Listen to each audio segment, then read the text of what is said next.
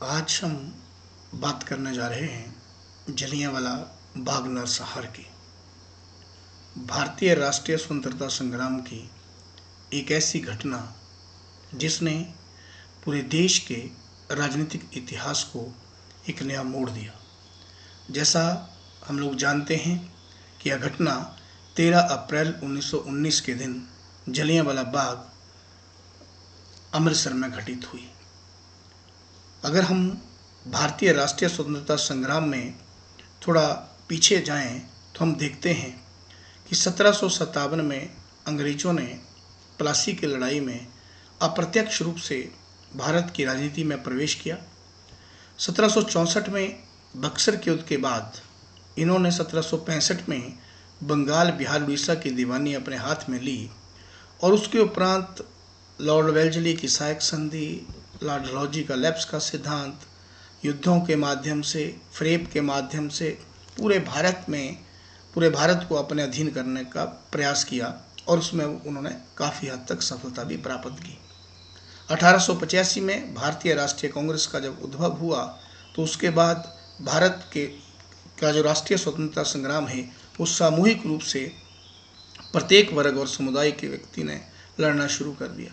लेकिन ये धीरे धीरे 1905 और इस तरह से ये स्वतंत्रता संग्राम आगे बढ़ता रहा। लेकिन 13 अप्रैल 1919 को ऐसी कौन सी घटना हुई, ऐसा कौन सा बात हुई जिसने भारतीय इतिहास के पूरे संपूर्ण इतिहास को मोड़ दिया। ये घटना थी जलियांवाला बाग में निर्मम नरसंहार। और इस नरसंहार को कोई आकस्मिक नहीं हुआ था, बल्कि इसे एक योजनाबद्ध तरीके से जो वो किया गया था। भारत का स्वतंत्रता संग्राम जब हम देखते हैं तो उसमें पूरे भारत में जनता के बीच में आक्रोश था। एक घटना जिसको हम लोग देखते हैं, महात्मा गांधी जी 1915 में दक्षिण अफ्रीका से भारत आते हैं और भारत आने के बाद वो अंग्रेज़ों के साथ, क्योंकि उसमें प्रथम विश्व युद्ध शुरू हो गया होता है, और महात्मा गांधी जी आह्वान करते हैं इस आशा के साथ कि युद्ध के उपरांत हमें आश्वासन दिया गया है कि हमें स्वायत्तता प्राप्त होगी। ऐसी परिस्थिति में उन्होंने पूरे देशवासियों से आह्वान किया कि वे प्रथम विश्व युद्ध में अंग्रेज़ों का साथ दें, और भारतीयों ने उनके आह्वान पर ऐसा ही किया। लेकिन 1918 में प्रथम विश्व युद्ध के समाप्त होने के बाद भारतीयों को क्या मिला? स्वायत्तता तो दूर की बात, पर उन्हें मिला रॉलेट एक्ट, एक ऐसा एक्ट जिसके माध्यम से अंग्रेज किसी भी भारतीय को अरेस्ट कर सकते थे। उसके लिए ना कोई अपील, ना कोई दलील, ना कोई वकील, किसी की आवश्यकता नहीं थी। और पूरे भारत में इस एक्ट को वापस लेने के लिए विरोध जो है वो शुरू हुआ। और इसको देखते हुए महात्मा गांधी जी ने भी तय किया कि पहले ये तय हुआ कि 13 मार्च को जो है वो पूरे देश में हड़ताल की जाएगी, लेकिन ये दिनांक जो है बाद में वो 6 अप्रैल कर दी गई। और इस प्रकार इस हड़ताल की पूरे देश में तैयारियां होने लगी कि किस प्रकार से ये हड़ताल को सफल बनाया जाए।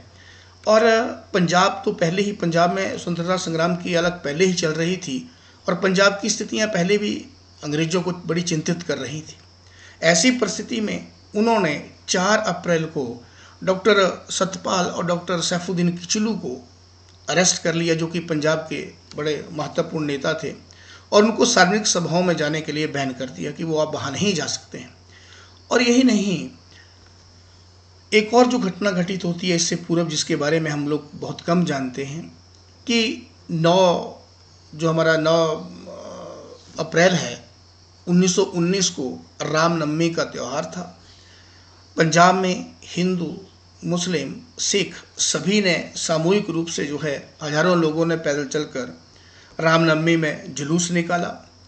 और 9 अप्रैल को ही गांधी जी को पलवल, क्योंकि तय हो गई थी डेट कि उसमें हड़ताल चल रही थी, अतः 9 अप्रैल की शाम को गांधी जी को पलवल रेलवे स्टेशन पर अंग्रेज़ों ने उन्होंने गिरफ्तार कर लिया और वापिस उन्हें जो है वो बम्बई भेज दिया।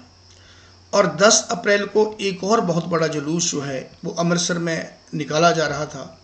अंग्रेज़ों ने उस जुलूस के ऊपर जो है वो गोलीबारी शुरू की, गोलीबारी कर दी। और इसमें लगभग 20 से ज़्यादा जो भारतीय हैं वो इसमें मारे गए, कई ज़्यादा लोग उसमें जख्मी हुए। गुस्साई उसमें पंजाब की जो भीड़ थी वो भी गुस्से में आ गई और उन्होंने 2 पुलिस स्टेशनों को दो बैंकों को जला दिया और साथ में एक महिला मिस शेरवुड को जो है वो उन्होंने मौत के घाट बड़ी बेरहमी से उस जनता ने मार दिया। और इस घटना को देखते हुए पंजाब में जनरल डायर द्वारा 12 अप्रैल को मार्शल लॉ, 12 अप्रैल की शाम को मार्शल लॉ लगा दिया। लेकिन इसकी कहीं भी सूचना आम जनता को, आम लोगों को, मतलब 13 तारीख की शाम तक भी ये सूचना जो थी वो नहीं थी।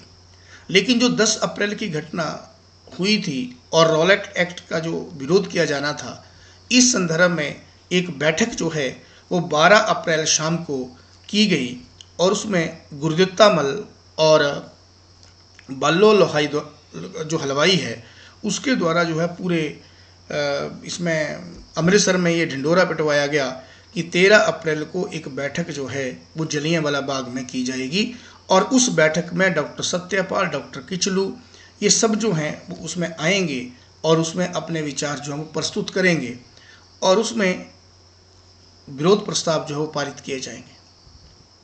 दिन वो 13 अप्रैल आ गया, बैसाखी का पर्व था। सभी लोग क्योंकि सिखों का ये महत्वपूर्ण पर्व है, हिंदुओं का महत्वपूर्ण पर्व है, इसलिए सिखों का पर्व होने के नाते और अमृतसर में वहाँ पर हरविंदर साहब में सारे लोग जो हैं सिख जो हैं वो दर्शन करने के लिए आते हैं। पूरा अमृतसर खचाखच भरा हुआ था और जैसे कि सूचना हुई थी मैक्सिमम लोग जो थे वो जलियांवाला बाग में आकर इकट्ठे हो गए थे। और जलियांवाला बाग में जब इकट्ठा हो गए तो वहाँ पर जनरल डायर को जब इस बात की जानकारी लगी तो वह अपने साथ 4 अंग्रेज, 65 गोरखा और 25 बलोची सैनिकों को लेकर वो जलियांवाला बाग के गेट पर आ गए और बिना कुछ सूचना दिए, बिना लोगों को आगाह किए उन्होंने वहाँ पर गोलियां जो बरसानी शुरू कर दी। हालांकि उससे पहले इस सभा में 2 प्रस्ताव पारित हो गए थे। एक तो ये कहा गया था कि रॉलेट एक्ट को वापस किया जाए और दूसरा जो 10 अप्रैल को घटना हुई है उसकी निंदा की गई और मृतकों के प्रति, संबंधियों के प्रति सहानुभूति जो व्यक्त की गई। अभी ये बात चल ही रही थी कि जनरल डायर ने गोलियां जो है वो अंधाधुंध गोलियां वहाँ पर चलानी शुरू कर दी। इसमें लगभग जो सरकारी आंकड़ा बोलता है कि उसमें 379 लोग जो हैं वो मारे गए और 1200 से ज़्यादा लोग घायल हुए।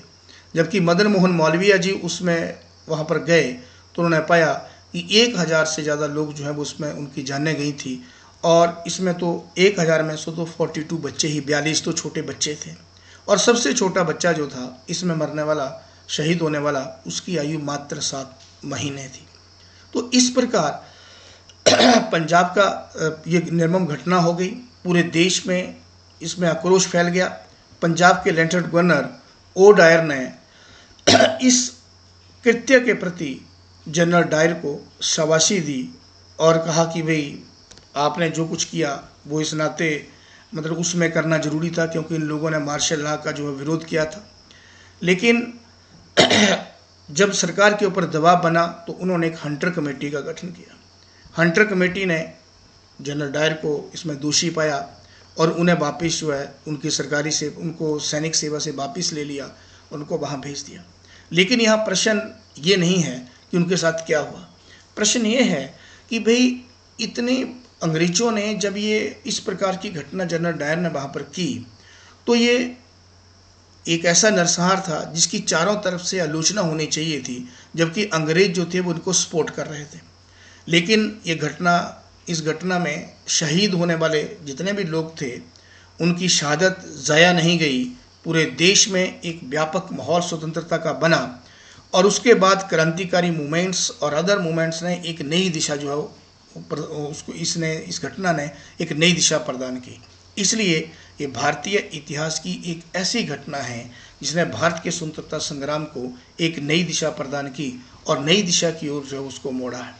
तो इस घटना को, इस नरसंहार को कभी विस्मृत नहीं किया जा सकता क्योंकि इस घटना ने पूरे देश को अंतर से हिला दिया था, अंतरात्मा से हिला दिया था।